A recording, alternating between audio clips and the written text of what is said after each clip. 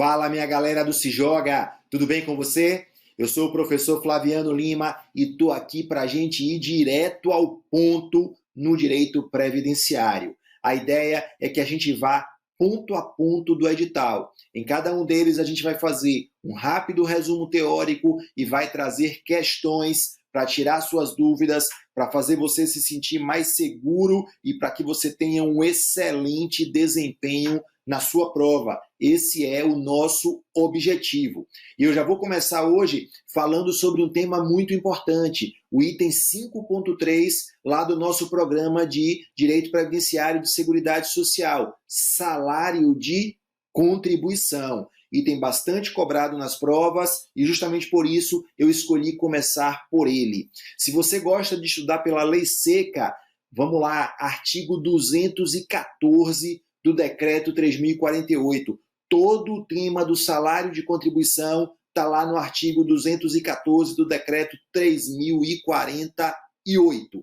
Vamos nessa, galera. Quando a gente fala de salário de contribuição, a gente está falando da base de cálculo da contribuição previdenciária devida pelo segurado.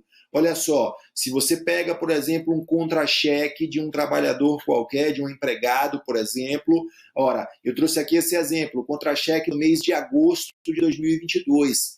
Esse trabalhador recebeu salário, ele recebeu hora extra, ele recebeu auxílio educação, ele recebeu gorjeta. Ok, ele teve descontos de INSS, de imposto de renda.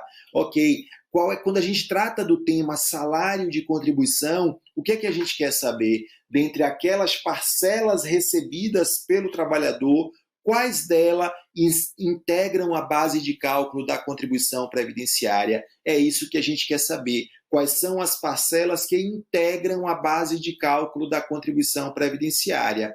E a regra primordial para que você compreenda esse tema é a seguinte: o salário de contribuição, as parcelas que integram o salário de contribuição, são aquelas parcelas que têm natureza remuneratória, isto é, são aquelas parcelas pagas ao trabalhador como retribuição pelo seu trabalho. Então, via de regra, as parcelas que integram o salário de contribuição são as parcelas de natureza remuneratória.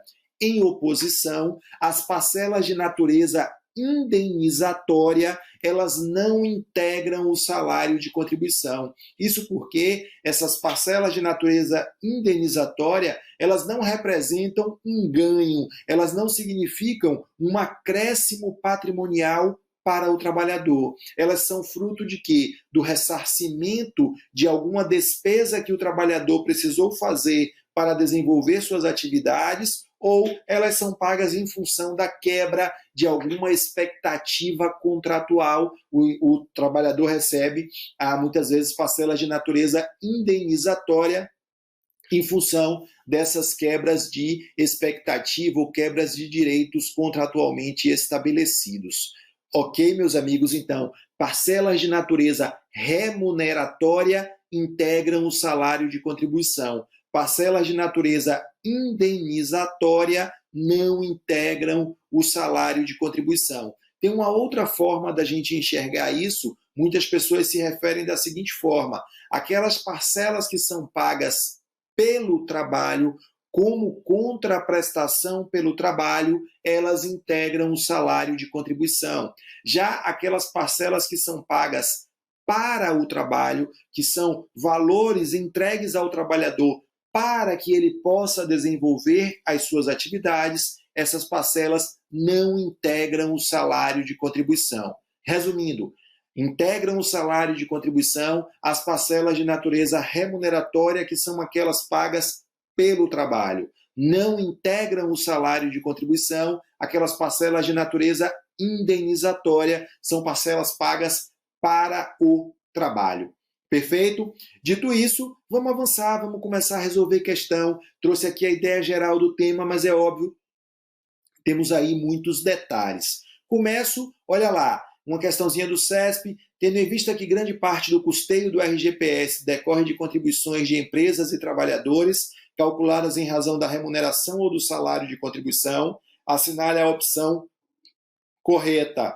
A contribuição do empregado ao RGPS incide sobre o seu salário de contribuição. Correto. Essa afirmação está correta, meus amigos. Olha só, a contribuição do segurado, a contribuição do empregado, ela incide sobre o seu salário de contribuição. Vamos lembrar e fazer essa distinção. A contribuição patronal, a contribuição devida pela empresa, ela incide sobre a remuneração. Já a contribuição devida pelo segurado, ela incide sobre o salário de contribuição. Flaviano, qual é a diferença? Uma vez que você disse que o salário de contribuição ele é composto pelas parcelas de natureza remuneratória, qual é então a diferença entre salário de contribuição e remuneração? Lembre-se que salário de contribuição se subordina a limite. Salário de contribuição tem limite mínimo, salário de contribuição tem limite máximo. Atualmente, o limite máximo do salário de contribuição é R$ 7.087,22. Esse aqui é o chamado teto do RGPS. O maior valor do salário de contribuição corresponde ao maior valor dos benefícios pagos pelo INSS, ok? Então lembrem-se disso, base de cálculo da contribuição devida pelo segurado é o salário de contribuição, base de cálculo da contribuição devida pela empresa é a remuneração. A gente verá ao longo das nossas aulas que o único dos segurados do RGPS cuja contribuição não tem por base o salário de contribuição é o segurado especial. Para o segurado especial, a contribuição tem por base a receita bruta de comercialização da sua produção rural, ok? Então, o único dentre os segurados do RGPS cuja contribuição não tem por base o salário de contribuição é o segurado especial, uma vez que a contribuição devida por ele incide sobre a receita bruta de comercialização da produção rural que ele obtiver ao longo do mês. Salário de contribuição é composto pelas parcelas de natureza remuneratória, mas ele se submete a limite. Vejam esse exemplo, a questãozinha feita aí pelo Se Joga em um dos nossos simulados. Uma grande emissora de televisão nacional contratou recentemente uma atriz renomada para atuar em suas novelas. Sabendo-se que a atriz foi contratada como empregada e que o salário mensal ajustado foi de R$ 250 mil, é correto afirmar que a contribuição da empresa para a Previdência Social incidirá sobre o valor total do salário, enquanto a contribuição da segurada terá como base de cálculo o limite máximo do salário de contribuição, que atualmente é de R$ 7.087,22. Perfeito, a questão está correta e é exatamente assim que funciona. A base de cálculo da contribuição da empresa é a remuneração, a base de cálculo da contribuição devida pelo segurado é o salário de contribuição, e o salário de contribuição ele se subordina a limite. O limite máximo corresponde ao teto do RGPS, que atualmente, no ano de 2022, é de R$ 7.087,22. Perfeito, galera? Vamos lá, dá só uma olhada agora. Olha essa questãozinha feita pelo CESP. As gorjetas não integram o salário de contribuição do segurado empregado filiado ao RGPS, assim como também não integra a parcela recebida a título de vale transporte. Errado, a questão está errada. E por que a questão está errada? As gorjetas integram o salário de contribuição. Meus amigos, gorjetas são valores recebidos pelo trabalhador em função do seu trabalho, são valores que retribuem o trabalho. É só você pensar na gorjeta que o cliente do restaurante, nós como clientes de restaurante, pagamos gorjeta ao garçom. Aquilo é uma retribuição pelo trabalho dele, ok? Gorjeta, portanto, é parcela integrante do salário de contribuição. Já o vale transporte é parcela que não integra o salário de contribuição. O parágrafo 9º do artigo 214 do Decreto 3.048, ele relaciona as parcelas que não integram o salário de contribuição. E o Vale Transporte é uma delas. Você sabe que existe uma legislação própria que disciplina como deve ser feito o pagamento do Vale Transporte. Hoje, a gente quase não tem mais o Vale em papel, como era no passado. Hoje, o Vale normalmente é sob a forma de cartão magnético. Contudo, há decisões do STF e a Receita Federal, ela adota esse posicionamento no sentido de que, ainda que o Vale Transporte seja pago em dinheiro, ele é uma parcela sobre a qual não incide contribuição para a Previdência Social. Então, olha lá, porque esse ponto é importante. O Vale Transporte, ele não integra o salário de contribuição, ainda que ele seja pago em dinheiro. Então, olha só, Vale Transporte não integra o salário de contribuição, mesmo que ele seja pago em dinheiro. A gorjeta, por sua vez, é parcela integrante do salário de contribuição, pois se trata de um valor que é recebido como retribuição pelo trabalho. Perfeito? Vamos adiante. Outra questãozinha do CESP. Para o empregado doméstico, considera-se salário de contribuição a remuneração registrada na carteira de trabalho e previdência social, observadas as disposições normativas pertinentes. A questão está correta. Quando tratou do salário de contribuição do empregado doméstico, a legislação previdenciária preferiu defini-lo de modo mais objetivo e disse, olha, para o doméstico vale aquilo que está anotado na sua CTPS, ok? Agora, obviamente, se ficar demonstrado que o trabalhador doméstico efetivamente recebe um valor superior àquele que está anotado na sua CTPS, valerá aquilo que ele comprovadamente recebeu. Tranquilo? Mas a regra no que toca ao empregado doméstico é a de que o salário de contribuição do doméstico corresponde ao valor que estiver anotado na sua CTPS. Vamos lá, olha só. Questãozinha do CESP. Thelma é empregada doméstica e segurada da Previdência Social. Nessa situação, o salário de contribuição de Thelma é o valor total recebido, incluindo ganhos habituais na forma de utilidade, tais como alimentação e moradia. Veja, para o doméstico, a legislação, como eu acabei de mencionar, ela estabelece que o salário de contribuição corresponde ao valor que estiver anotado na sua CTPS. Por isso, a questão está errada. E também está errada por quê? Porque a gente acabou de ver que os valores fornecidos, o valor relativo à alimentação fornecida ao trabalhador, ele não integra o salário de contribuição. A alimentação não integra. Que fique bem claro isso, pessoal. Esse valor correspondente à alimentação, tá?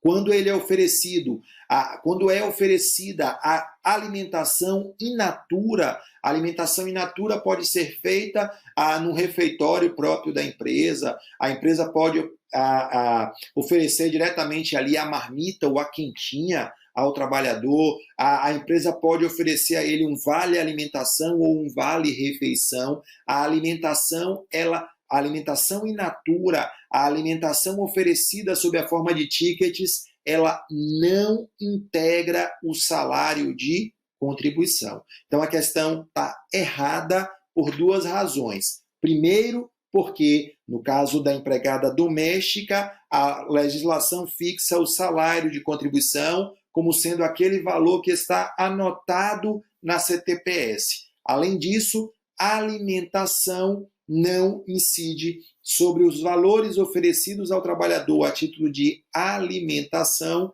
não incide contribuição, ok? Salvo, como nós veremos adiante, se esses valores relativos à alimentação forem pagos em dinheiro, mas não é o caso, a questão não menciona. Perfeito? Então a questão está errada. Vamos lá. O salário de contribuição é um instituto do direito previdenciário inaplicável ao segurado facultativo que não exerce atividade remunerada. Essa é uma dúvida que eu vejo com certa frequência. Primeira coisa, quem é o segurado facultativo? É aquela pessoa que tem pelo menos a idade de 16 anos, que não está vinculada a qualquer regime próprio de previdência social e que não exerce a atividade remunerada que já o vincule ao RGPS como segurado obrigatório. Essa é a pessoa que pode se filiar ao RGPS na condição de segurado facultativo. Entretanto, veja, como é que essa pessoa, como é que o facultativo vai contribuir? Ora, o salário de contribuição do segurado facultativo corresponde a quê? Ao valor por ele declarado em cada mês.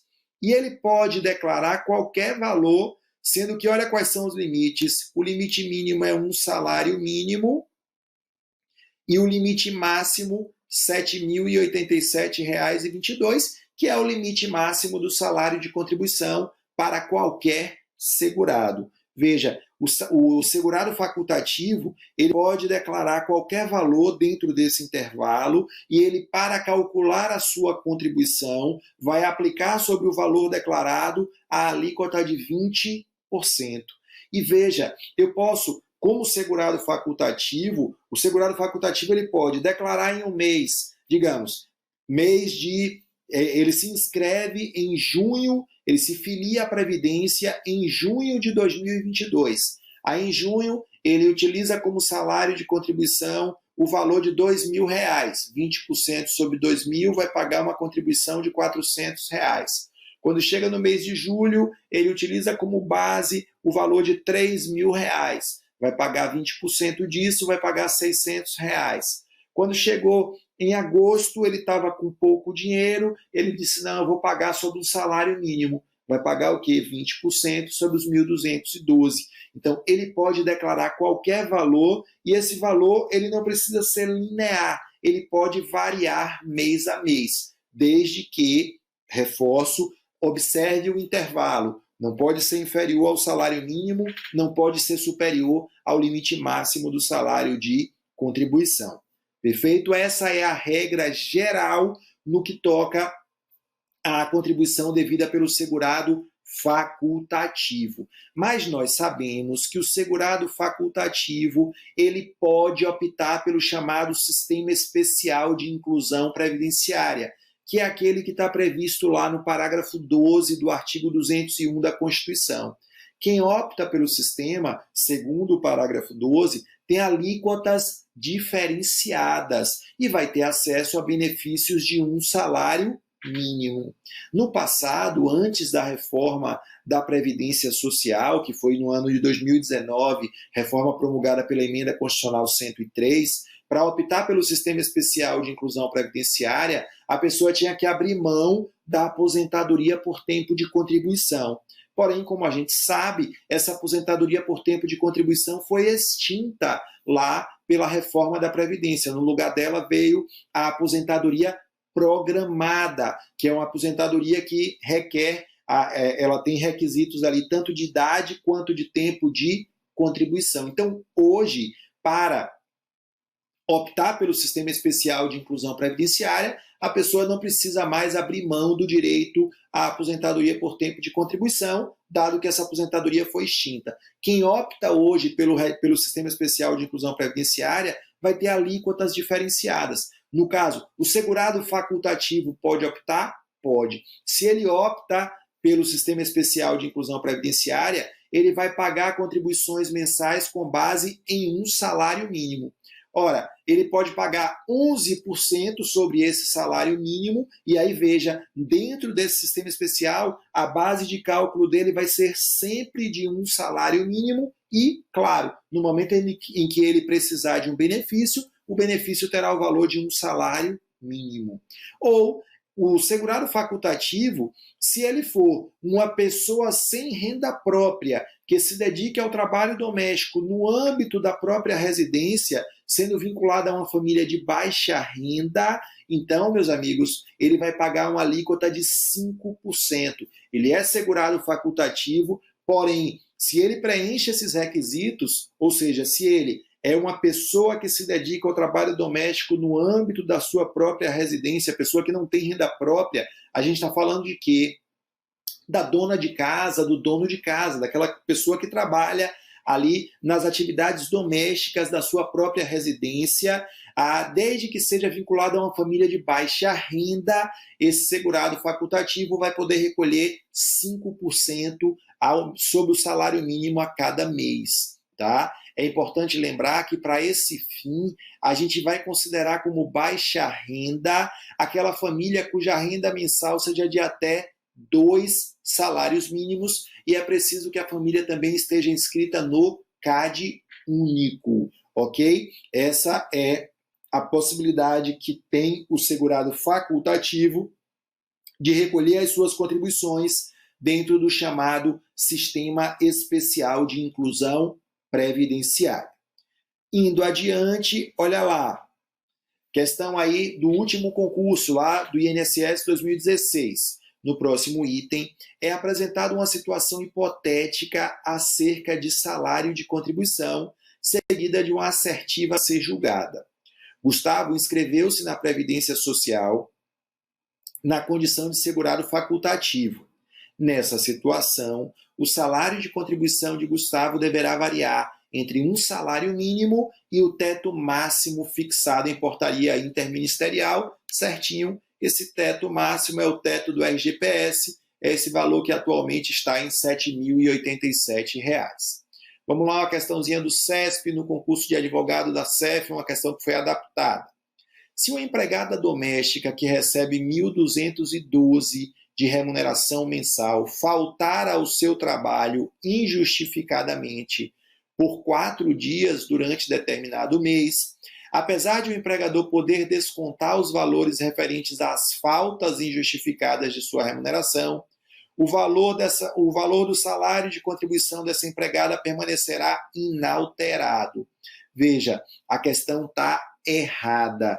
Isso porque o salário de contribuição dos empregados domésticos e dos trabalhadores avulsos será proporcional ao número de dias em que houve o trabalho efetivo ao longo daquele mês. Então, nesse caso, a empresa iria descontar, a empresa não, porque a gente está falando de empregada doméstica. Então a gente vai dizer, o empregador doméstico vai descontar o valor relativo àqueles dias em que ela faltou, e a contribuição que ele vai descontar, ela vai incidir sobre o valor do salário que é proporcional aos dias efetivamente trabalhados. Então, isso vale para quem? Para empregado doméstico e para trabalhadores avulsos, porque para eles o salário de contribuição é proporcional ao número de dias efetivamente trabalhados ao longo do mês.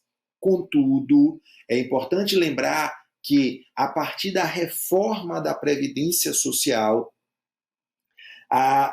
somente é contado como tempo de contribuição, somente é contado para fins de carência, para fins de reconhecimento da qualidade de segurado, aquele mês no qual o salário de contribuição atingiu pelo menos o valor do salário mínimo. Então significa dizer o seguinte, que essa empregada doméstica, a que a questão anterior se refere, digamos que ela tenha faltado aí 4 dias, e que por conta disso o salário dela naquele mês tenha sido de R$1.000. O empregador doméstico, então, vai descontar a contribuição devida por ela, incidente sobre esses R$1.000. Ora, nesse caso, para que essa competência possa ser contada para fins de benefício, ela vai precisar recolher a contribuição complementar. E como é que ficaria a contribuição complementar nessa hipótese? Ora, para que, digamos, se o salário pago a essa doméstica pelo seu empregador foi de R$1.000, faltam 212 para que ele atinja o valor do salário mínimo. Então, ela vai ter que recolher 7,5%. Flaviano, por que 7,5%? Porque é a primeira alíquota da contribuição devida pelos empregados domésticos e pelos trabalhadores avulsos. Então, ela teria que recolher 7,5% sobre 212. Ela teria que recolher R$ 15,90. E ela vai recolher isso até o dia 15 do mês seguinte. Qual a função desse recolhimento complementar? Fazer com que a base de cálculo da contribuição naquele mês atinja pelo menos o valor do salário mínimo, pois, caso contrário, se a base de cálculo não atingir o salário mínimo, aquela competência não vai ser computada para fins de benefícios. Beleza, galera? Então se liga nisso aí que é importante. Ah, Flaviano, só tem esse jeito o recolhimento da contribuição complementar? Não. A gente verá que a lei prevê também a possibilidade de agrupamento de competências. Se você tem duas competências, onde nas duas o valor foi inferior ao salário mínimo, você pode agrupá-las para que na soma aquela base de cálculo atinja o salário mínimo. E claro, se você agrupou duas competências, elas passarão a contar desde que a base atinja o salário mínimo, mas elas vão passar a contar como uma única competência, perfeito? Além de agrupar, você pode transferir eventual excedente de um mês para outro mês. Então, se você tem um mês, uma contribuição que incidiu sobre 1.512, você tem aí R$300 de excesso em relação ao salário mínimo, você pode transferir esse excesso para uma outra competência na qual a sua base tenha sido inferior ao salário mínimo. Você vai fazer essa transferência a fim de que essas duas competências possam ser computadas, possam ser levadas em consideração para fins de concessão de benefício. Para finalizar esse tópico, eu digo a você que esses ajustes de agrupamento e de transferência de excesso de base, eles somente podem ser feitos entre meses de um mesmo ano civil. Então, eu só posso agrupar ou eu só posso transferir de um mês para o outro se nós estivermos falando de meses ali dentro do mesmo ano civil. Perfeito, galera? Então, vamos nessa. Tudo isso falando aí sobre salário de contribuição. Olha lá, questãozinha aí do CESP. Salário de contribuição de empregado que, vinculado ao RGPS, integre categoria cuja remuneração mínima seja fixada em 1.500 por acordo coletivo é o salário mínimo. Errado, a questão está errada.